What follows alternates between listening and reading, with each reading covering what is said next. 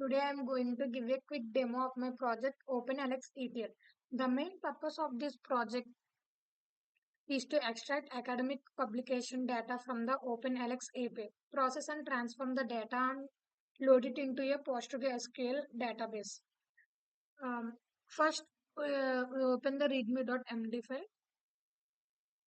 This file contains the complete documentation of the project. It explains the project objective, setup instructions, database design, how to run the ETL pipeline, and how to execute the test. Next, we can see the .env file. Um, .env file and .env.example file.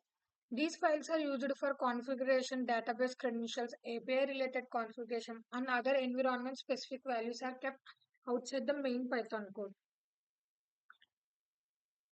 The env.example acts as a template while .env contains the actual local configuration. I also use .gitignore to make sure sensitive files such as .env and unnecessary generated files are not committed to Git. Um, Now we open the config.py file. The config.py file is responsible for reading and managing the application configuration. Instead of hard coding database credentials or configuration values inside the ETL code, this file loads them from the environment variables. This makes the project more secure and easier to configure for different environments.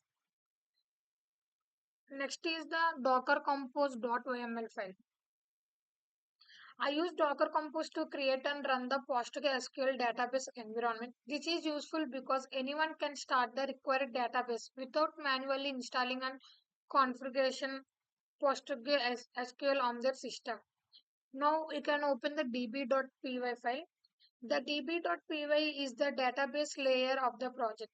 It handles the PostgreSQL connection and database initialization. The data is organized using a warehouse style schema with dimension, fact, and bridge tables. This separation the database operations from the ETL processing logic and makes the application easier to maintain. Next one is etl.py. It is the most important. It spend the most time here. The main ETL logic is present in etl.py. First, the application extracts publication data from the openAlex API.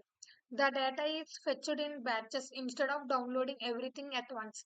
This reduces memory usage and also helps handle API limitations.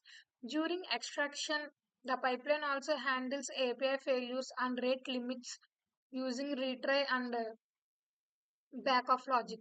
After extraction, the data is transformed into the required format and then loaded into PostgreSQL. The pipeline also handles relationships between publications, authors, institutions, concepts, and citations. One important feature here is SCD Type 2 for maintaining historical changes. Instead of simply overwriting an existing record, the previous version can be retained and a new current record can be created. Another important feature is idempotency. If the same data is processed again, the pipeline avoids creating duplicate records. Now we open the main.py file. The main.py is the entry point of the application. This is where the complete pipeline is orchestrated. It initializes the databases, starts the extraction process, and sends batches to the ETL process functions and continues until the required data has been processed. So in simple terms, main.py control the complete workflow like API to extract, extract to transform, transform to load, load to PostgreSQL. Finally, I have the test folder. This contains the automated test to verify that the application works correctly. The test covers the important areas such as APM, retry or backup behavior, idempotency, SCD type 2 logic, database integrity, and schema validation. I use PyTest to execute these tests. Now we open the confess.py file. The confess.py contain shared PyTest configuration and fixtures that can be reused across the test files. This avoids repeating common test setup code. And we have PyCatch and PyTest catch files. The PyCatch and PyTest catch folders are automatically generated by and Python and PyTest. They are not part of the core business logic of the project. Now we open the requirements.txt file.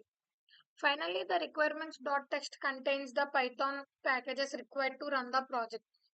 This this makes dependency installation consistent when setting up the project on Ender mission.